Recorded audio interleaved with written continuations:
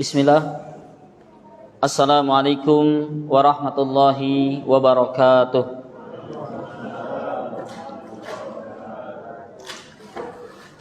Alhamdulillahi rabbil alamin. Nahmaduhu wa nasta'inuhu wa nastaghfiruh. Wa na'udzu billahi min syururi anfusina wa min sayyiati a'malina. May yahdihillahu fala mudhillalah wa may yudlil fala hadiyalah. Ashhadu an la ilaha illallah wahdahu la syarikalah wa ashhadu anna Muhammadan abduhu wa rasuluh la nabiyya wa la rasula ba'dah.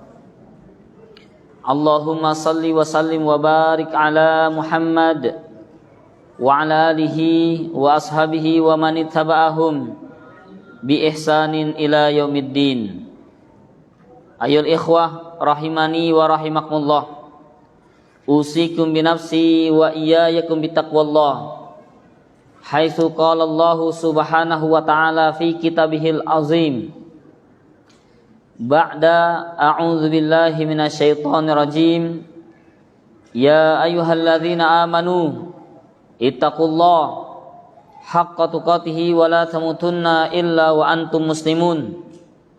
Ya ayuhan nas ittaqu rabbakumul ladzi khalaqakum min nafsin wahidah wa khalaqa minha zawjaha wa batha minhuma rijalan katsiran wa nisaa'a wattaqullaha alladzi tasaaluna bihi wal arham innallaha kana 'alaikum raqiba.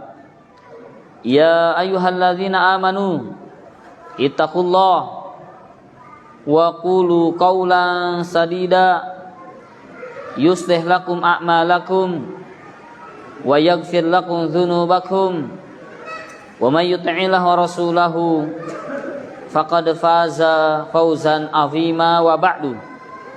I'lamu rahimani wa rahimakumullah fa inna ahsanal kalami kalamullah wa khairal huda huda Muhammadin Nabi sallallahu alaihi wasallam wa syarrul umuri muhdatsatuha fa inna kulla muhdatsatin bid'ah wa kulla bid'atin dhalalah wa kulla dhalalatin finnar. Amma ba'd.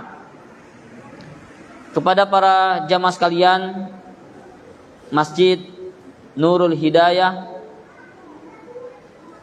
yang Allah subhanahu wa ta'ala cintai dan muliakan, alhamdulillahirabbil alamin. Marilah kita untuk senantiasa selalu memuji dan memuja Allah subhanahu wa ta'ala yang telah banyak memberikan kepada kita berbagai macam nikmat serta karunia-Nya. Tentunya nikmat yang kita rasakan saat ini berupa iman dan Islam, dan juga nikmat kesehatan dan waktu luang. Dan kita saksikan bersama saat ini Allah sedang mencurahkan rahmat-Nya kepada kita, yakni berupa hujan.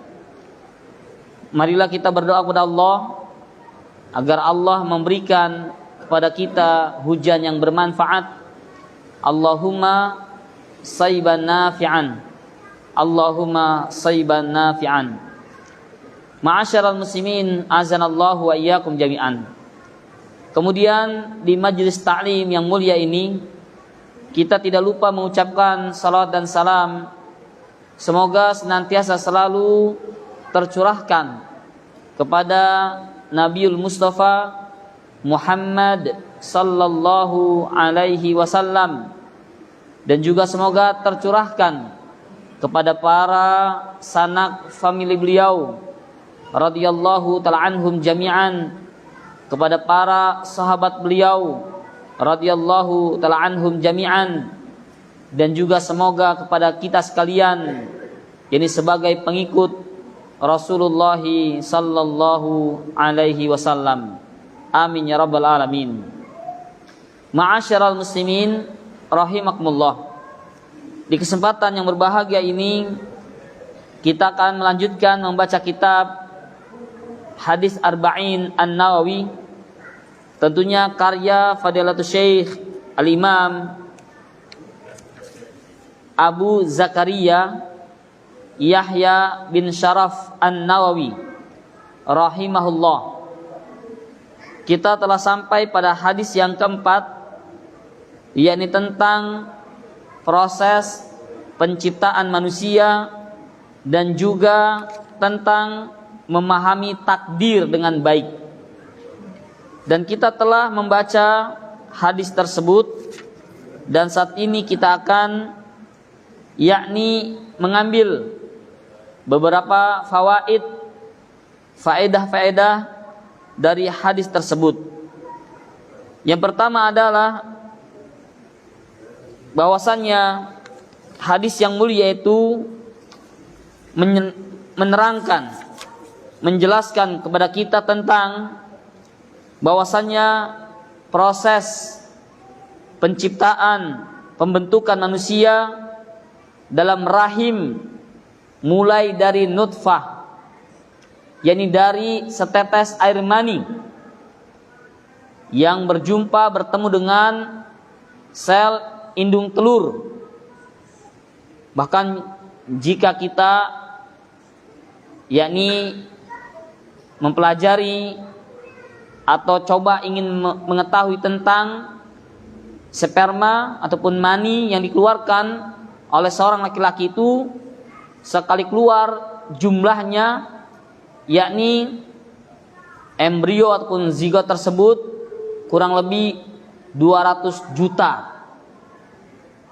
Dari 200 juta itu subhanallah mencari sel indung telur yang siap untuk dibuahi.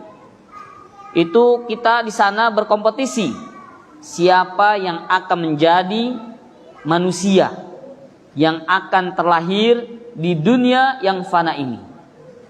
Alhamdulillah kita semua yang berada saat ini termasuk orang-orang yang faizin, yang menang, sukses dan berhasil mengalahi yakni yang kurang lebih jumlahnya 200 jutaan calon-calon manusia. Ma'asyiral muslimin azanallahu wa iyyakum jami'an. Maka nutfah adalah setetes air mani. Ini yang akan menjadi cikal bakal manusia selama 40 hari. Kemudian setelah itu berubah menjadi alaqah, yakni segumpal darah. Kemudian selanjutnya menjadi mudghah, yakni segumpal daging, yang masing-masing semuanya berjumlah 40 hari. Maka ketika sudah 120 hari atau 4 bulan, maka disitulah Allah akan perintahkan kepada malaikat untuk meniupkan ruh dan mencatat beberapa takdir. Ma'asyiral muslimin azanallahu wa iyyakum jami'an. Yang kedua, di antara hadis tersebut faedahnya adalah sesungguhnya Allah benar-benar sangat memperhatikan, Allah sangat peduli terhadap keadaan kehidupan manusia. Karena apa?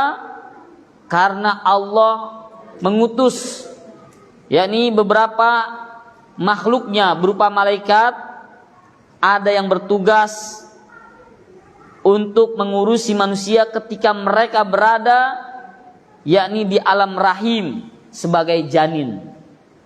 Itu Allah sudah utus malaikat.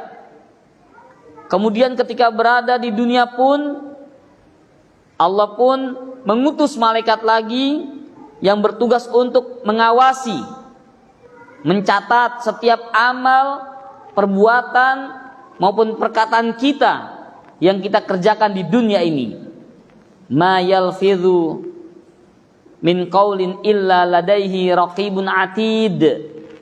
Tidak ada satupun lafaz, satupun kata yang terucap oleh manusia kecuali di samping kanan dan di samping kirinya terdapat malaikat yang selalu mengawasi, raqibun atid. Kemudian ada malaikat lagi yang khusus Allah utus untuk mendoakan kita, yakni seluruh manusia, tentunya yang mukmin, yang muslimun, itu ada satu khusus, yakni sekelompok malaikat yang mendoakan manusia yang mukminun wal muslimun. Bahkan sampai menjelang kematian pun Allah masih memperhatikan kehidupan kita dengan cara apa? Mengutus malakul maut, malaikat pencabut nyawa. Ini bukti di antara bahwasanya Allah adalah zat yang maha mengetahui setiap apa saja yang dibutuhkan oleh seorang hamba. Bukan hanya di dunia, bahkan ketika kita berada di alam rahim, Allah telah utus yakni malaikat wa yu'maru bikatbi arba'i kalimat. Allah perintahkan kepada malaikat untuk mencatat 4 kalimat. Kemudian ikhwan yazanallahu wa iyyakum jami'an. Yang ketiga, dari hadis ini juga kita mengetahui bahwasannya malaikat adalah hamba Allah yang menerima perintah dan juga larangan. Cuman bedanya dengan kita, kalau malaikat itu selalu wa yaf'aluna ma yu'marun, mereka selalu mengerjakan apa-apa yang Allah perintahkan, tidak pernah membantah sedikit pun. Ketika dilarang, mereka tinggalkan. Ketika diperintah, mereka selalu sigap dan siap melaksanakan perintah Allah.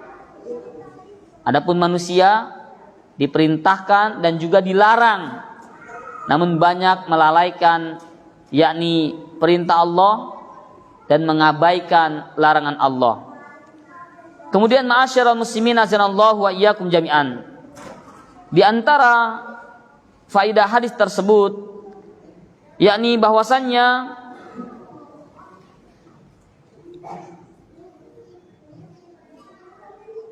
manusia itu mengalami 3 tahapan. Yang di awal kami telah sebutkan. Yang pertama sebagai nutfah, setetes air mani. Kemudian alaqah, segumpal darah. Lalu berubah menjadi mudghah, segumpal daging. Kemudian setelah selesai genap 120 hari, maka disitulah ditiupkan ruh. Mulai ada pergerakan, ada detak jantung, ya. Kemudian ikhwan yazanallahu wa iyyakum jami'an. Ada sebagian para ulama ikhtilafat, berselisih tentang bolehkah menggugurkan janin ketika belum sampai usia 120 hari. Artinya apa? Sebelum 4 bulan mungkin telah dicek, diketahui hamil 2 bulan, 3 bulan gitu ya. Ini belum ada ruhnya, boleh nggak kita gugurkan? Tentunya di sana ada ikhtilaf di kalangan para al-imam al-arba'ah, al-imam al-madzahib al-arba'ah. Di antaranya al-imam Hanafiyah, yakni Abu Hanifah, beliau berpendapat bahwasanya boleh menggugurkan janin jika sebelum usianya 120 hari. Jadi kalau masih sebulan, 2 bulan, 3 bulan, maka boleh digugurkan kandungannya. Karena apa? Karena belum ditiupkannya ruh, jadi belum hidup dia. Adapun menurut al-imam Asy-Syafi'i, Muhammad bin Idris, dan juga al-imam Ahmad bin Hambal, beliau mengatakan boleh menggugurkan janin apabila sebelum berusia 40 hari. Jadi masih setetes air mani berarti. Ya. Belum menjadi segumpal darah. Kalau lewat 40 hari atau 2 bulan misalkan, ya berarti 60 hari, maka ini sudah terbentuk alaqah, menjadi segumpal darah. Nah, disitulah pembentukan pendengaran, penglihatan, kulit, daging, dan tulang. Tapi ruh belum ditiupkan, maka tidak boleh menggugurkan janin ketika berusia lebih dari 40 hari. Menurut Al-Imam Asy-Syafi'i dan juga Imam Ahmad bin Hanbal. Adapun Al-Imam Malik, ya, mazhab Malikiyah, Al-Maliki, beliau mengatakan tidak boleh menggugurkan setelah terbentuknya nutfah. Ya, ini apa? 40 hari pun nggak boleh, kurang dari 40 hari pun nggak boleh menggugurkan. Karena apa? Karena ketika dipancarkannya setetes air mani tersebut, itu sudah ada kehidupan, ada embrio ataupun zigot, itu mereka lari mengejar mencari indung, sel indung telur, itu ada kehidupan. Kalau dilihat di videonya itu kayak anak kecebong gitu Pak ya, jalan gitu. Itu sudah ada kehidupan, sedang mencari indung telur. Ya, sel sperma itu bercampur dengan sel indung telur. Sebenarnya ada kehidupan, cuman belum ditiupkan ruh. Dunia beda lagi. Ma'asyiral muslimin azanallahu wa iyyakum jami'an. Intinya adalah dari beberapa pendapat ini, maka pendapat yang lebih kuat tentunya tidak boleh menggugurkan, ya, tanpa alasan yang hak yang dibenarkan dalam Islam. Imam Ahmad berpendapat lagi, jika keguguran, nah ini bicaranya kalau keguguran 4 bulan atau usianya 120 hari, maka janin apakah disolatkan atau tidak? Ya, Imam Ahmad mengatakan kalau ada bayi yang keguguran ketika usianya 4 bulan, Imam Ahmad mengatakan hendaknya disolatkan, dikafani, dikuburkan. Ya. Sedangkan ulama Asy-Syafi'iyah berpandangan bahwa mesti menunggu sampai bayi tersebut lahir. Kalau belum lahir, maka nggak ada dikafankan, disolatkan, dikuburkan. Ya. Kemudian ma'asyiral muslimin azanallahu wa iyyakum jami'an. Wallahu ta'ala alam. Jadi di antara pendapat yang terkuat adalah Al-Imam Ahmad tetap, yakni dikafani, disolatkan, dan dikuburkan. Kalau sudah lebih dari 4 bulan, artinya apa? Sudah menjadi manusia, sudah ada ruh terus meninggal, keguguran. Apalagi kalau sudah 6 bulan, 7 bulan, 8 bulan ya meninggal, maka hendaknya dikafani, kemudian disolatkan dan dikuburkan. Ma'asyiral muslimin azanallahu wa iyyakum jami'an. Selanjutnya, di antara faedah hadis tersebut, yakni menjelaskan bahwasanya yang mengetahui tentang apa yang terjadi dalam rahim ini bukan berarti dokter tidak bisa mengetahui janin tersebut apakah laki atau perempuan. Ya. Namun dokter tidak bisa mengetahui tentang secara detail yang ada dalam rahim, yakni kenapa perihal takdirnya. Tapi kalau sekedar membuktikan ini calon bayi ini apakah perempuan atau laki-laki, dokter masih bisa mengetahui. Itu pun dengan menggunakan alat ya yang biasa dikenal dengan USG. Nanti ada yang 4 dimensi, ada yang 5 dimensi dan seterusnya. Ini ya, ini salah satu ilmu yang disingkap oleh Allah itu masih boleh dan diketahui oleh manusia. Adapun takdir secara detail tidak ada yang tahu. Kemudian selanjutnya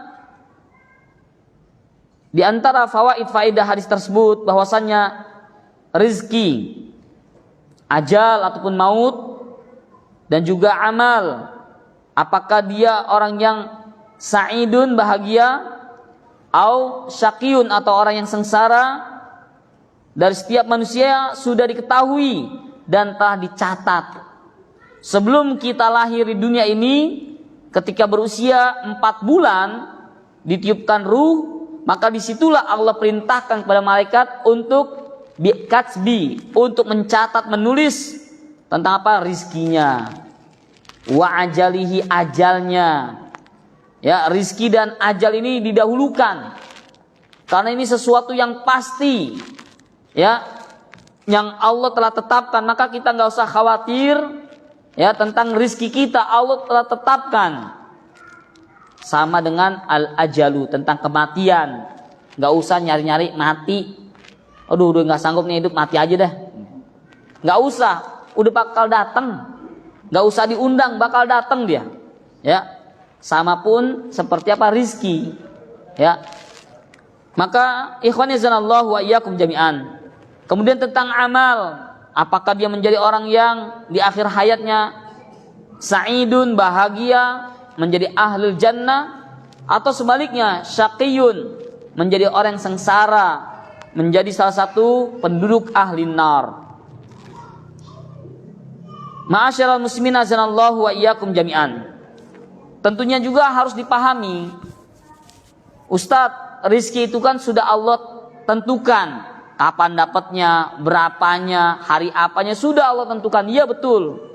Berarti kita nggak usah mencari. Ya, ini tentunya pemahaman yang keliru. Rizki memang sudah ditetapkan oleh Allah, bukan berarti manusia tidak perlu bekerja dan berusaha. Manusia itu ya diketahui takdirnya oleh Allah, tapi manusia nggak ngerti, nggak tahu yakni seberapa besar rizkinya. Maka harus adanya upaya bekerja dan usaha. Demikian juga jodoh. Ya, jodoh kita Allah sudah tentukan ya. Si fulan dengan fulana, ya itu sudah ditentukan. Apakah kita mau berdiam diri? Antar aja lah, jodoh mah Allah yang takdirkan. Jodoh nggak bakal kemana. Betul. Kalau memang jodoh pasti datang, ya. Maka bukan berarti kita berdiam diri, tetap kita berusaha untuk mencari jodoh yang sesuai dengan apa yang kita inginkan. Ketika sudah ketemu, disitulah apakah cocok atau tidak, jadi atau tidaknya Allah yang menentukan. Ma'asyiral muslimin azanallahu wa iyyakum jami'an. Seperti halnya, yakni logikanya orang yang terkena musibah, bencana, kira-kira ketika ada gempa, kita mau berdiam di masjid atau mau lari menyelamatkan diri? Atau di jalan lagi naik motor, ada truk oleng ingin nabrak kita, apa yang kita lakukan? Menghindar atau diam saja? Kalau takdirnya kena lah, diam aja dia. Ini jahil tentunya. Maka pasti orang akan menghindar. Nah, ya, demikianlah mencari rizki segala macam, jodoh pun harus ada upaya, ikhtiar. Ma'asyiral muslimin azanallahu wa iyyakum jami'an. Selanjutnya, manusia tidak mengetahui takdir yang ditetapkan untuknya, sehingga manusia tetap harus ada usaha dan amal, dan tidak boleh ia hanya sekedar pasrah terhadap takdir. Ini namanya nanti orang qadariyah. Ya, dalam Islam ada 73 golongan. Ya, kulluhum finnar, semuanya terancam masuk neraka. illa wahida, kecuali satu. Kemudian sahabat bertanya, yang sisanya atau yang satunya, Pak? Ya, ada 73 golongan, Islam akan terpecah, cuman satu yang selamat. Sahabat nggak nanya siapa yang 72-nya. Nanyanya manhum, siapa yang selamat. Ya, yang 72-nya nggak usah dipikirin.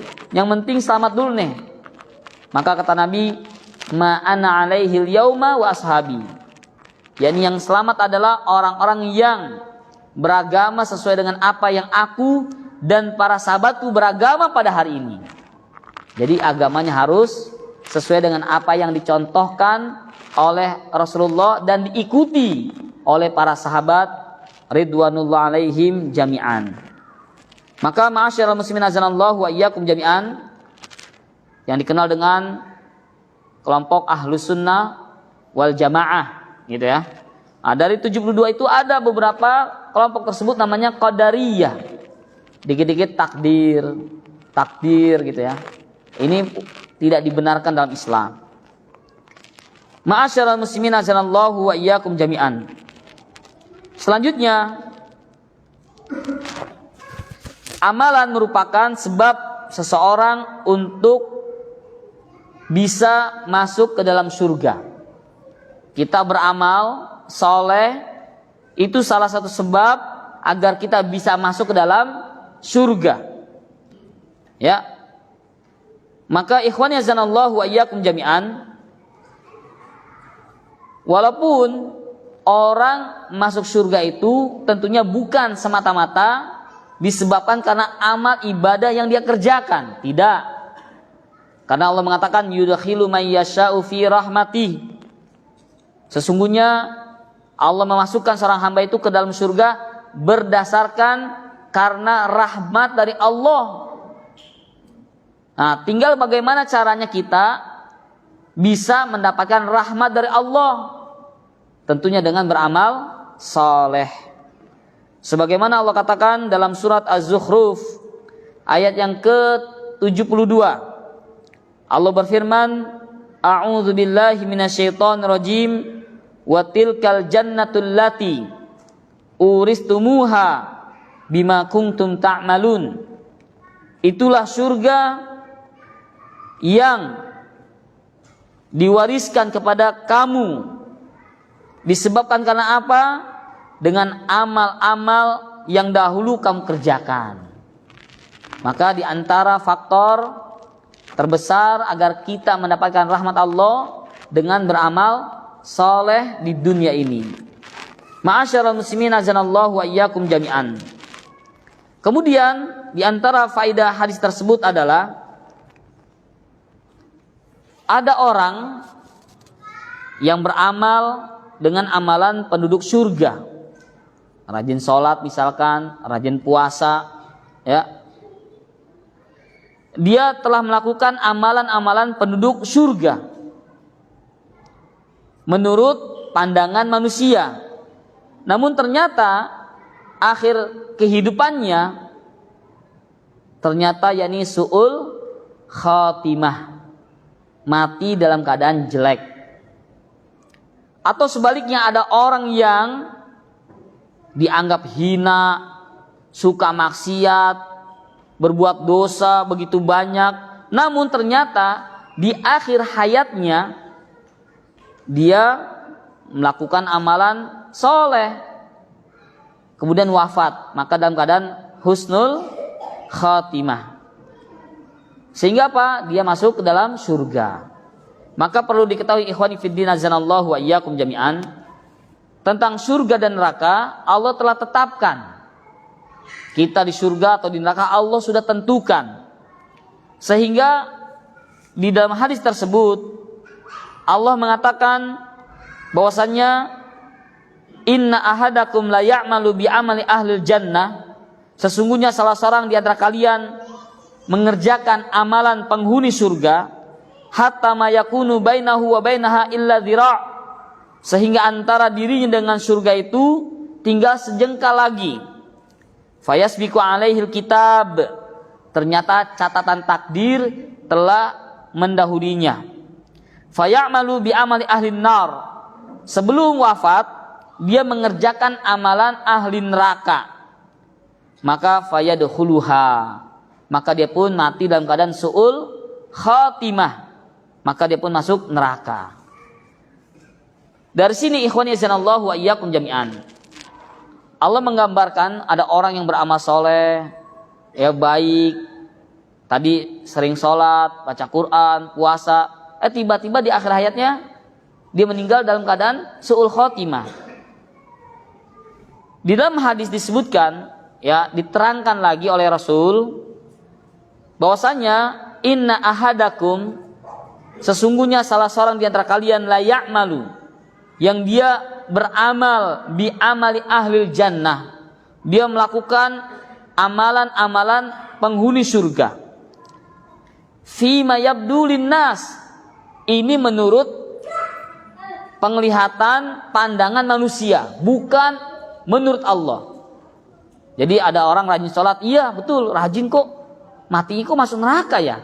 Itu menurut kita dia rajin sholat, ternyata sholatnya ini dia bacanya kurang baik, niatnya nggak benar, gerakannya tidak sesuai dengan yang Nabi contohkan. Zahirnya dia sholat bagus baik, tapi tadi entah itu bacaannya kah, gerakannya kah, atau hatinya. Seperti juga dulu ada sahabat Nabi Usairim bin Ashhal, dia berperang jago, pintar, sehingga para sahabat mengatakan, Masya Allah nih, Usairim bin Ashhal pasti mati masuk surga. Mujahid. Ternyata apa kata Nabi? Huwa min ahlin nar. Dia termasuk penghuni api neraka jahanam. Zahirnya menurut pandangan manusia dia berperang di jalan Allah. Ya, kesatria pemberani. Ternyata apa? Kata Nabi, huwa min ahlin nar, dia termasuk penghuni neraka. Tentunya ini kabar dari Allah. Ternyata ketika dicek and recheck, diikuti oleh para sahabat, yakni Usairim bin Ashhal, matinya bukan karena terbunuh, ya, ditusuk pedang oleh musuh, tidak. Ternyata apa? Dia tidak sabar ketika kena sayatan, kena tombak, kena anak panah, nggak mati-mati. Dia nggak sabar, dia bunuh diri, dia tusuk jantungnya. Maka yang dinilai apanya? Innamal a'malu bil khawatim. Sesungguhnya baik buruknya seorang itu dilihat di akhir hayatnya. Kalau dia mau bersabar, maka kebaikan baginya. Tapi nggak mati-mati. Udah kena panah, kena tombak, kena sayatan pedang, nggak mati juga. Dia nggak sanggup. Akhirnya apa? Dia bunuh diri, dia tusuk jantungnya. Jadi matinya itu bukan karena mati syahid, matinya karena apa? Bunuh diri. Ma'asyiral muslimin azanallahu wa iyyakum jami'an. Jadi dipahami, kalau ada orang yang melakukan amalan soleh kok masih masuk neraka, amalan soleh ini mungkin menurut kita, ternyata ada menurut Allah ini enggak, nih orang melakukan amalan soleh, suka zikir, wirid, ternyata yang dibacanya zikir dan wiridnya bukan yang diajarkan Nabi. Malam-malam zikir la ilaha illallah, goyang-goyang gitu ya. Ganti huwa. Nanti ganti lagi hu gitu ya. Ini kan zikir wirid menurut mereka. Fima yabdu linnas, menurut pandangan manusia dia lagi zikir no. Ya, malam-malam sendirian khusyuk ya. Tapi zikirnya tidak dicontohkan oleh Rasulullah. Ini bukan amalan soleh. Puasa rajin 40 hari nggak berbuka, puasa mutih gitu Pak ya. Puasa amal soleh nggak? Iya, tapi niatnya pengen kebal, biar dibacok nggak mempan.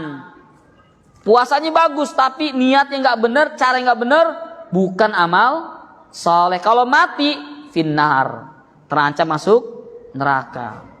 Dan sebaliknya ada orang ahli maksiat, suka berbuat dosa. Ternyata apa?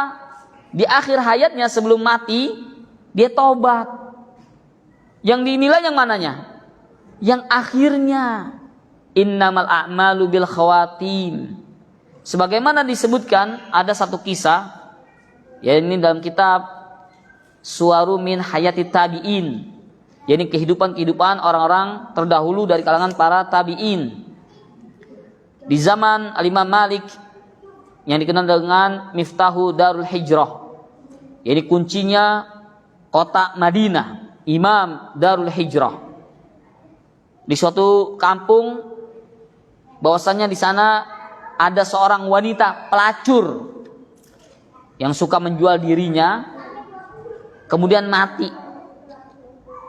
Kemudian apa? Keluarganya, masih ada sanak familinya, maka apa? Ditegakkanlah janais, ya, dimandikan seperti kaum muslimin yang lainnya. Maka dipanggillah para tukang mandiin mayat. Karena jenazahnya perempuan, maka yang tukang mandinya perempuan juga. Ketika dimandiin segala macam, karena tukang mandiin mayat ini tahu bahwasanya mayat jenazah ini dulunya seorang pelacur, PSK, ya. Dia mengatakan bi'satil farju hadhil mar'ah. Nih, seburuk-buruk kemaluan nih punya wanita ini. Sambil nunjuk, ya, kepada, mohon maaf, kemaluan si wanita tersebut. Karena memang sudah maklum ini perempuan terkenal dengan seorang pezina. Sehingga ketika dia habis ngomong gitu, bi'satul farju hadhil mar'ah, tangannya langsung apa? Nempel di jasadnya. Nggak bisa diambil. Loh, kenapa nih gitu? Bingung deh, kenapa? Ada yang bantuin, kenapa dipegang tarkini, nggak bisa ini, malah ngikut mayitnya. Akhirnya 20 menit, 30 menit, hampir 1 jam, nggak kelar-kelar juga mandiin. Nanya, Bu, udah kelar belum? Belum. Kenapa ini? Nggak tahu, masuk. Akhirnya bingung, kenapa ini? Akhirnya, yaudahlah, biar cepet kelar. Gimana caranya? Disayat aja, dipotong aja, dikelet aja dagingnya. Keluarganya nggak terima, jangan macem-macem, ya. Terus gimana dong? Kalau mau potong aja tangannya gitu, potong tangannya si tukang mandiin mayit. Jangan buntar sih, nggak punya tangan lagi katanya. Kalau diseset nggak enak. Ini anak saya, putri saya, gitu. Bingung, nggak ada yang bisa menyelesaikan. Kemudian kata orang, udah nggak usah pada ribut. Kita punya imam Darul Hijrah, Al-Imam Malik. Maka diutuslah orang, ya Syekh, sesungguhnya di desa ini telah terjadi seperti ini dan ini diceritakan. Kata Imam Malik, lah, kalau perkara ini saya nggak ngerti. Kalau masalah fikih, oke, siap, saya bantu. Mungkin saya bisa datangkan dalil Al-Quran dan sunnahnya. Ini masalah tangan tukang cuci mayit nempel, nggak ada di kitab ilmu fikih gitu kan. Tapi Imam Malik penasaran, kok bisa sih, ada apa nih? Pasti ada sesuatu. Akhirnya datang ke sana berkunjung, dilihat benar. Imam Malik bingung. Akhirnya sudahlah, tinggalkan saya bersama tukang mandiin mayit dan mayit ini bertiga ditutup. Ditanya, mohon maaf Bu, apa yang ibu kerjakan, apa yang ibu lakukan sebelum terjadi ini? Saya nggak ngapa-ngapain katanya. Coba ingat-ingat lagi. Ternyata apa? Dia mengatakan, iya, sebelum nempel ini saya mengatakan bi'satul farju hadhil mar'ah. Seburuk-buruk kemaluan ini perempuan. Nah, ini penyebabnya nih. Ibu telah menuduh, memfitnah wanita ini. Ibu nggak tahu di akhir hayat ini wanita telah bertaubat. Maka gimana caranya? Ada ayatnya. Orang yang suka menuduh wanita berzina, fajlidu samanina jaldah, maka harus dijilid tangannya 80 kali. Minta rotan, disabet 1, 2, 3 sampai 79, 80, lepas langsung. Nah, ini ikhwan yazanallahu wa iyyakum jami'an. Maka jangan menganggap pendosa itu dia pasti neraka. Tidak. Boleh jadi Allah akan terima taubatnya ketika dia bertaubat kepada Allah Subhanahu wa taala. Mungkin itu dulu yang bisa disampaikan. Insyaallah taala nanti kita akan lanjutkan lagi. Kita tutup untuk sementara waktu dengan membaca doa kafaratul majlis. Subhanakallahumma wa bihamdik asyhadu an la ilaha illa anta astaghfiruka wa atubu ilaik. Wassalamualaikum warahmatullahi wabarakatuh.